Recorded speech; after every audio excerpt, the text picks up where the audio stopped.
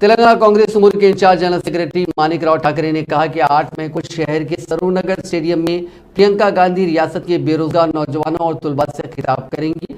सरूरनगर में प्रियंका गांधी के जलसे की तमाम तैयारियां मुकम्मल हो गई हैं। इस जलसे में चंद्रशेखर हुकूमत की बेरोजगार नौजवानों और तुलबा के साथ इख्तियार करदा रवैये को पेश किया जाएगा और बेरोजगार नौजवानों की प्रियंका गांधी हिम्मत अफजाई करेंगी। उन्होंने इस जलसे को कामयाब बनाने की नौजवानों से अपील की।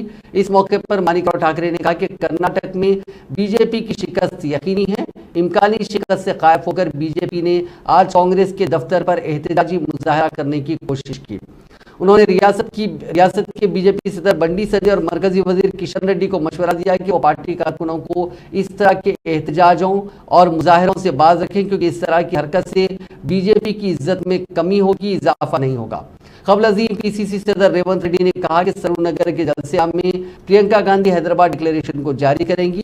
गुज़िश्ता साल वरंगल में राहुल गांधी ने किसानों के लिए वरंगल डिक्लेरेशन जारी किया था।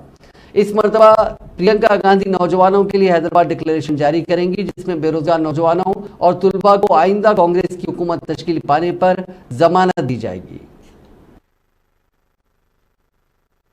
ఈ లోగోను కూడా రిలీజ్ చేయడం జరుగుతుంది కాబట్టి మీడియా మిత్రులు మీరందరూ అక్కడికి వచ్చి ఆ కార్యక్రమాన్ని మొత్తం రిపోర్ట్ చేయాల్సిందిగా కోరుకుంటున్నాం।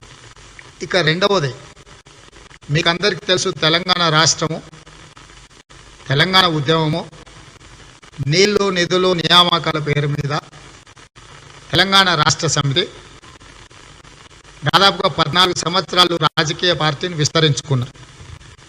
తెలంగాణ రాష్ట్రం వచ్చిన తర్వాత ఇంటికి ఒక ఉద్యోగం ఇస్తా అని చెప్పి చంద్రశేఖరరావు గారు ఇక్కడ యువకులను, నిరుద్యోగులను, విద్యార్థులను మభ్యపెట్టి అధికారంలోకి వచ్చి 9 సంవత్సరాలైనా ఉద్యోగ నియామకాలు చేపట్టలేదు। రాష్ట్ర ప్రభుత్వ పరిధిలో తెలంగాణ రాష్ట్రం ఏర్పడ్డప్పుడు శాసనసభలో మేము అడిగిన ప్రశ్నకు సమాధానంగా 1,07,000 ఖాళీ